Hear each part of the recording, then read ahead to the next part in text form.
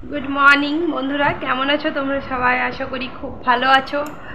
तो आमी भालो आछि सेटा पुरोपुरि बोलतेও पारबो ना, कारण तोमरा सबाई जानो बाबार एक खूब बड़ अपारेशन হয়ে গেছে আর কি। অপারেশনটা আগামীকাল পরশু দিন হয়ে গেছে আর কি।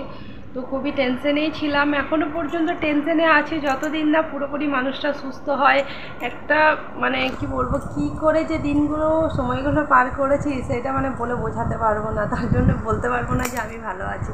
কিন্তু আশা করি তোমরা সবাই খুব ভালো আছো, কারণ চাই না যে কারুর মানে আমাদের ঘরে যে বিপদটা এসেছে সেটা আর অন্য কারুর ঘরে বিপদটা আসুক এইভাবে। কারণ এইভাবে বিপদ এলে যে কীভাবে মানে মানুষ ভেঙে পড়ে সেটা মানে যার ওপর দিয়ে যায় তারাই হয়তো শুধু জানে। আর আরেকটা সবচেয়ে বড় ব্যাপার হচ্ছে মানে কি বলো তো, আমি তো দেখতে পারছি না চোখে। হয়তো দিদি আর মা আছে বাবার কাছে, ভেলোর বাবা সিএমসিতে আছে, তোমরা সবাই জানো ভেলোরে সিএমসিতে আছে। তো তারা হয়তো চোখে দেখছে, তাদের হয়তো আরও কষ্ট হচ্ছে চোখের দেখাটা। তো আমি তো চোখে দেখতে পারছি না, মনে হচ্ছে আরও মনটা বেশি ছটফট করছে যে মানুষটা কেমন আছে। এখন ভালো আছে, অনেকটাই ভালো আছে আগের থেকে। তো বাবার আজকে মনে ছুটিও দিয়ে দেবে, ওখানে ট্রিটমেন্ট তো খুবই ভালো। তো প্রায় তোমার 10 থেকে 12 ঘন্টার ওটি চলেছে। যে আমার বাবার না কোনো দিন কিছু হয়নি জানো তো,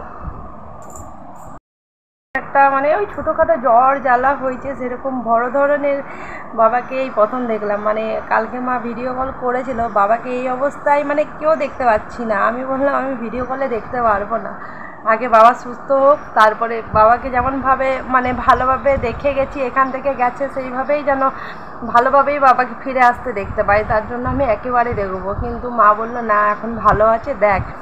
তো কালকে দেখলাম ভিডিও কলে বাবাকে, তো দেখে একটু খারাপ তো লাগলোই। বাবা সবারই তো বাবা মানে বাবা মায়ের মতো আর কি কেউ তো হয় না। তো যাই হোক, একটা ভালো কথা যে বাবা ভালো আছে, আজকে ছুটি দিয়ে দিচ্ছে হসপিটাল থেকে। তো এখন হোটেলেই থাকবে দিন 15, তারপর চেক আপ আছে, চেক আপ করে তারপরে এবারে ডাক্তার কি বলে কি ট্রিটমেন্ট হয় না হয় তার উপর ডিপেন্ড করছে। অ্যাকচুয়ালি রোগটা তো খুব কঠিন রোগ না, মানে এই রোগটা কি বলো তো, সেই রাজার ঘরের রোগ বলে না, আগে তো রাজার ঘরের রোগই বলতো। যাই হোক, বাবার শুরুতেই যে জিনিসটা ধরা পড়ে গেছে সেটাই অনেক বড় আর কি। ঠাকুরের কাছে অনেক অনেক মানে ধন্যবাদ যে জিনিসটা শুরু হওয়ার আগেই আর কি ধরা পড়ে গেছে। তো তার জন্য প্রপার ট্রিটমেন্টও হয়েছে। আর ট্রিটমেন্টে কী বলো তো, অনেকটাই টাকা হয়তো আমাদের মানে সাধ্যের বাইরেই খরচা হয়েছে, কিন্তু মানুষটাকে ফিরে পেয়েছি সেটাই অনেক। টাকা পয়সা কী বলো তো অনেক আসবে অনেক যাবে, কিন্তু মানুষটাই মানে মানুষটা চলে গেলে হয়তো আর টাকা পয়সা আসতেও মানুষটাকে পেতাম না। তো অনেকে অনেক হেল্প করেছে, আমার বন্ধু বান্ধবীরা, আত্মীয় স্বজন, পিসি মাসি, খুব সবাই হেল্প করেছে আর কি। তো পিসিমণি তো খুবই হেল্প করেছে, মানে পিসিমণি পিসির ছেলেরা মানে যেভাবে পাশে ছিল আর কি, মানে সেটা বলার কথা নয় আর কি। তো যাই হোক, আমি তো যেতে পারিনি, আমার ছোট ছেলে এখানে, আর আমার ঘরেও অনেক থাক, আর বেশি কিছু বললাম না। তো চলো আজকে কাজ শুরু করি, সারাদিনের ব্লগটা শুরু করে আমি ভাবলাম আজকে ব্লগটা তোমাদেরকে আগে একটা আপডেট দিয়ে দিই বাবা কেমন আছে। কারণ পোস্ট ধরো একটা ফেসবুকে পোস্ট করেছিলাম, সবাই দেখছিলো, বাবা সবাই জিজ্ঞাসা করছিলো, খোঁজ নিচ্ছিলো। এবার সবাই তার ফোন নাম্বার জানে না, সবাই মানে বুঝতে পারছে না বাবা কেমন আছে। সবারই তো একটা চিন্তা হয়, যেহেতু জেনেছিল জিনিসটা যে বাবার শরীরটা খারাপ।